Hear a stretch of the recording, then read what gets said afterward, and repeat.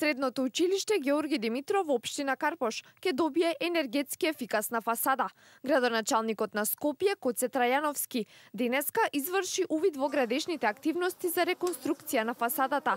Тој информираше дека овој проект во висина од околу 5 милиони денари ќе придонесе за подобри услови за учениците во извршувањето на училишните обврски.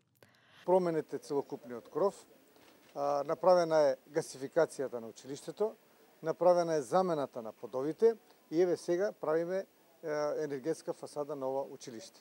Со реконструкција на ова училиште морам да нагласам дека со фасадата сега очекувам дури 60-70% и заштеда на средства за грејење. Значи, со гасификацијата беше околу 50%, меѓутоа сега ќе се зголеми и тоа ќе ни останат повторно средства за зголемување и подобрување на условите во училиштето. Средното училиште Георги Димитров е само едно од 16 средни училишта во Скопје, кои оваа лето ќе добијат енергетски ефикасна фасада.